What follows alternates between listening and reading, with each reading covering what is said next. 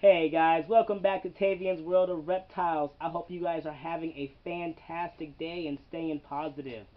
So today, I want to introduce you guys to another one of my snakes. Who are we featuring today? We've got Rafiki, my blood python. Check him out. He is beautiful. Of course, like I said, camera never does justice here, but as you can see, I'm actually in my living room this time. I don't have any like lights on me. I'm using the natural light from the outside, so I'm hoping we keep the sun so that we don't just suddenly go dark in here. So anyway, yeah, today we got Rafiki. He is a blood python. I got him in August of 2017, so he's about a year and a half, maybe a little bit over that. He was about 3 months old when I got him. Yeah, there he is. There he is. I got him from a reptile expo here, the Northwest Reptile Expo. It is held in Portland every year. I think it's held maybe twice a year, but I usually only make it to the one. It's a busy life, right? So I went to this expo. Originally, I was seeking out a white-lipped python when I went, or a Brazilian rainbow boa. So I got there and I was looking around. It took me a while to even find a white-lipped. I found one person who had babies, like two babies, and they were $800 each, guys. $800, and I was not, and I'm still not that level of a keeper. I cannot at any given time just drop $800 on a snake. Like, I mean, collectively, I have more than that worth in my whole collection, but like that's over years of time. Like, I could never just drop $800 on a snake. So I decided that was not going to happen, and later just found out that I every time I've seen them since, they've been like half that price. So I'm not upset that I walked away from that. But yeah, so I did not get the white lip, and then I found one person who had a Brazilian rainbow boa, which is the other snake I was looking to get that day, and he had them for $300, which was my actual max limit, and I almost decided to go with it, but it was still early in the expo, and I didn't really want to settle, and I took the chance of walking away from it, at the risk of somebody else getting it, which somebody ended up getting it, because later on, after deciding, oh, I'm just going to do it, um, I went back and it was gone. So that happened. So I did not get the white lipped or the Brazilian rainbow boa I originally went for. So I continued to look around. One of the snakes two snakes that I would kept saying that I was interested in. I won't mention the other one just yet, but the other snake, this one, the blood python, I was interested in it. I had been doing research for a while on it because I saw them. I saw them for the first time in one of my groups, and they started to be popped up by a newer member, and people were just like, wow, you're really brave for keeping that species, or what's its temperament like, or wow, good luck with that one, like, or something like that. And I was just like, well, what are those comments about? Like, dang, like, are those snakes that bad? And I started doing research on them, and they did tend to have a really bad reputation for being, well, mean. Like, they were apparently a very mean species of snake. Like, people were just saying that they didn't easily tame down, that you just couldn't, nobody, not anybody could handle these snakes, and and so of course, I'm a crazy person. I don't necessarily believe in things like that. I don't believe in a snake not being able to tame down. Like, I believe that all snakes start off fearful. Like, we are very huge creatures to them. They have every right to be afraid of us. I just think with time and dedication that any snake could be tamed. But I didn't settle right away. I was just like, okay, the blood python, okay, it's got a rough reputation, okay, okay. And I just kept walking past tables and coming back to the few tables that had them, and walking past them and coming back. And finally, I just had to ask myself, what was stopping me? Like, what was it? Was it this bad reputation that they had? And I thought, was I afraid of not being able to tame the snake? Was I afraid of this snake just being way too mouthy for me? Did I not want to deal with all the bites that were coming my way? Like, what was it? And ultimately, I had to think about it, and I laughed at myself, and I said, no, no, I don't care about bites. I'm a thrill freak. In that sense, I'm not gonna go jump off a cliff or out of a plane. Like I won't do crap like that. But I find it really enthralling and exciting when I have a snake and they're a little bit on the feisty side. Like I don't know, I appreciate snakes with attitude and I'm really drawn to them. I had not actually experienced a snake with a really bad attitude, except for my Columbia rainbow boa that I had for a while, and I will do another video on him another time. But I no longer have him, and he was a very mouthy snake. I mean, gosh, he had an attitude on him. But besides that one, I had never had a snake that was supposedly super aggressive. Even when I stepped my game up and went into intermediate with my boas, which are actually really easy, that even a beginner can handle, like I didn't have issues. I never dealt with a mouthy snake. And so, naturally, I walked away with what appeared to be in the groups and from what I was researching, one of the most aggressive snakes to be had. Why?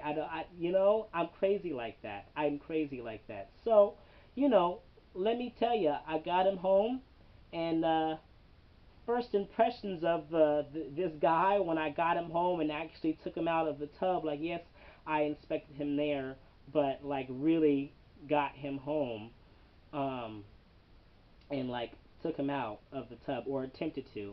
I got him home, and it seemed that those rumors were true because he came out flying. I got home, I set up his tub, I had it all ready to go. Then I got him out of I pulled out his his container out of the bag that I had it in, and I opened the lid, and boy, he came out flying like he threw his whole body behind that strike. Like his whole body came flying out of the container that he was in, and I was just like, whoa, wow, I was not expecting that. I mean, I guess I should have been.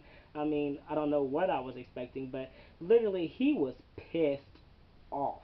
He just kept striking at me and throwing his whole body behind the strikes like he was moving himself forward inches trying to get at me. He was a pissed off snake. He had something to say about it. He was huffing and hissing and fluffing up his body and flattening himself out and making himself big. He didn't know what to do with himself, but he definitely wanted at me. He was pissed.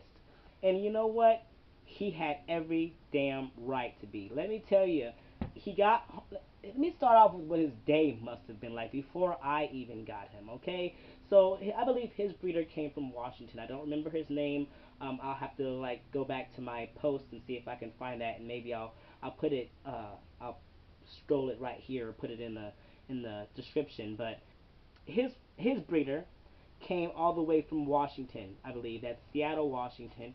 And that's a couple hours drive from Portland, where the expo was being held, right?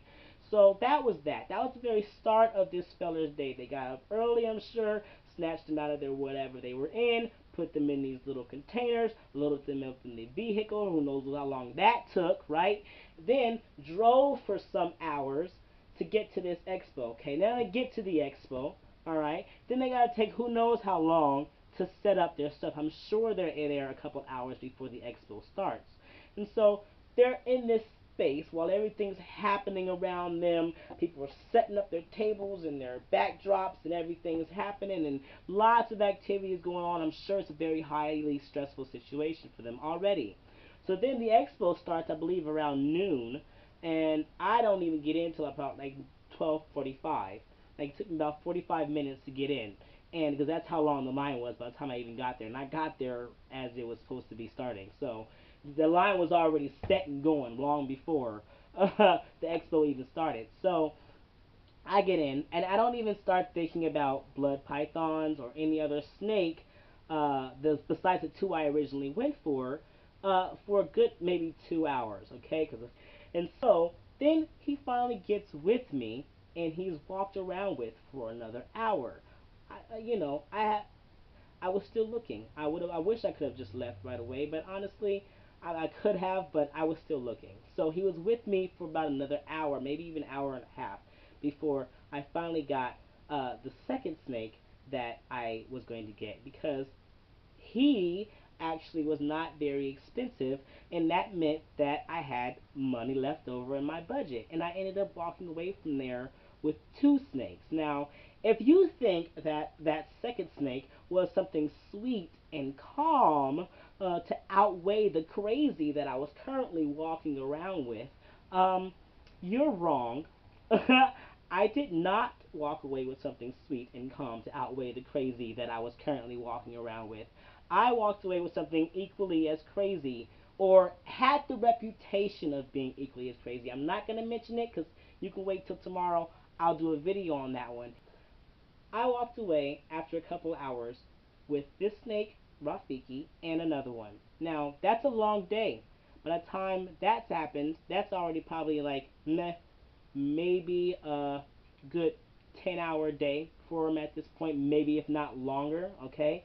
So then he's with me. I now leave the expo. It takes me an hour to get from the expo. I'm on the bus. I take the bus to the Greyhound bus, which is to get me back to Eugene. Okay, that's an hour already on top of his already 10 or so hour day. And then I have to take that bus to Eugene, which is about 2 hours drive. Another 2 hours. That's probably about 12 hours into his day now. 12, 13 hours, right? Then I get into Eugene and have to drive another 45 minutes to get to my house. So now he's officially had about a 13, 14-hour day, if not longer. I don't know how his day started. I don't know how early it started. That's a long day. That's a lot to have to go through.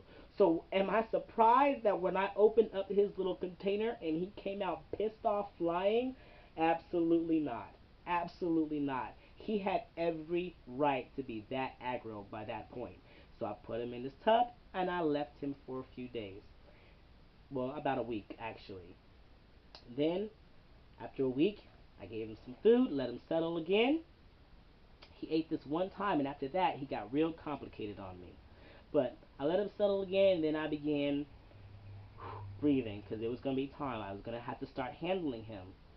So I opened up his container after his a couple of days of rest after feeding, and I reached in for him. No hesitation. I don't believe in hesitation. I did not have a hook. I still don't have a hook. I don't believe in hooks. I guess I'm crazy that way. But didn't have a hook then, don't have a hook now. Okay? So just went reaching in. I was armed with a roll of paper towels. Okay? I had it ready to go so that he could bite that and not me. He didn't bite. I pulled him out. He huffed like crazy. Trust me, he let me know with his huffs and his puffs and his hisses that he was not enjoying my presence, that he did not appreciate me holding him. But at no point did he actually bite me again or attempt to bite me again. The first day, the first day I brought him home was the only time that he has ever tried to take a knack at me. That's it. The only time. The one time. I was surprised. I was ready for a challenge with this guy.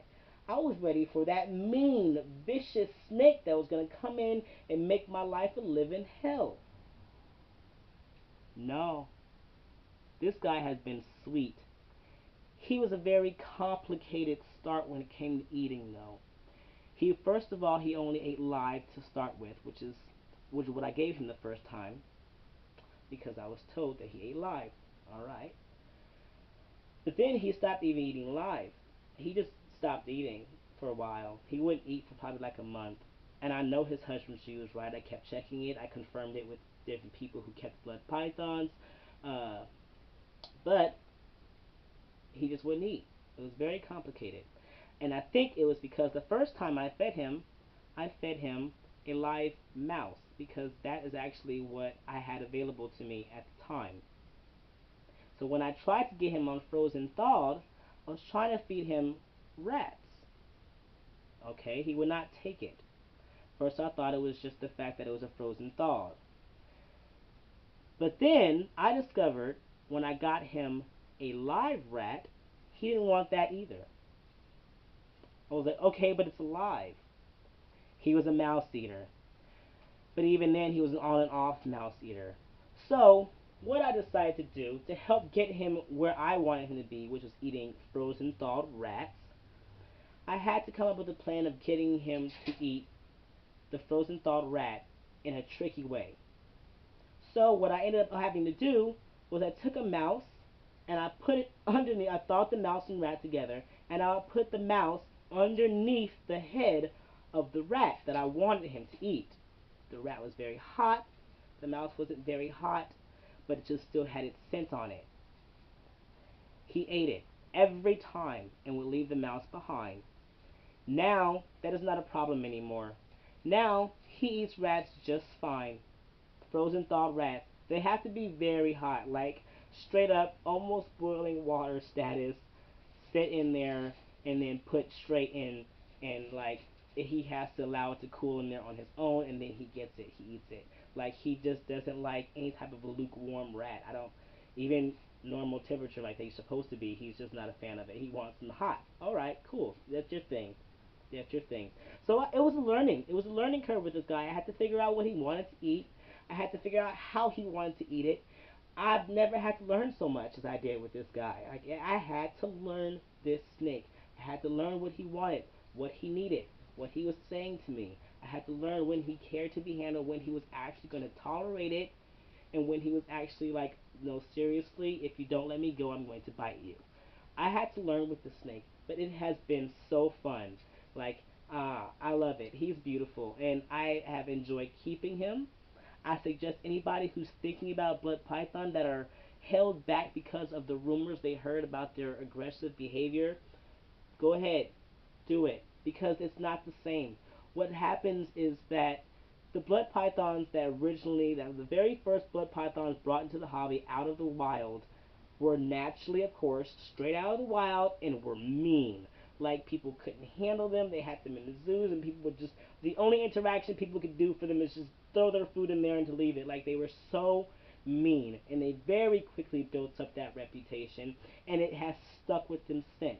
However, a lot of that has been bred out. There are not as many wild. The ones you're going to come across are more captive bred. You're not coming across as many wild caught blood pythons anymore. And the ones who are captive bred tend to have a lot calmer of a disposition. So if you're concerned about it, find yourself a breeder who you know are breeding captive bred blood pythons, and you're most likely going to come out with a really great snake. And even if they are a little upset in the beginning, even if they're a little bit temperamental, they can be worked with. I don't want anybody to think that they can't be worked with, because sometimes that's what people made it seem like, that these were snakes that were really hard to work with. And he was easily handleable within a week. Like that's how easy that was to get him to calm down, just with a lot of patience and a lot of calm disposition and just being relaxed with them and understanding what it is that he needed. We're really great now. As you can see, like you haven't heard a single huff. You haven't seen him get super jolty. Like you haven't seen him flinch too much. He's just super calm and super chill, you know? So I love this snake. You know, if anybody's thinking about getting an intermediate snake, I think these fall under intermediate snakes. I think they should be. I don't really think they're complicated snakes at all, besides their, bad reputation that they seem to have. I think they're great snakes. So, yeah, that's Rafiki. He's a wonderful, wonderful guy. He's gonna get pretty gosh darn big, and I'm very excited to introduce him to you guys. I hope that if you have been thinking about getting one, that maybe I have encouraged you to get one. I did just rant more about my experience at the expo, but seriously, like, you know, he came out swinging, but at the end of the day, he was a very sweet and calm snake. Scared as any baby snake usually is, but got calm and relaxed real easy once he realized that this was his new home, that I wasn't going to hurt him, that I was going to feed him and take care of him and provide him with everything that he needed. He was very calm and relaxed afterwards. Like sometimes he'll huff when I first open the thing, cause he's just like, "Mad, don't be waking me up." But he's never bitten since that first time I opened his tub and brought him home, or opened his container. So yeah, that's Rafiki. And there's a lot of these snakes out there. There's a lot of these beautiful snakes out there, and there's some wonderful morphs that people have done with these snakes. And like, but this is not a morph. This is a normal, and it's stunning.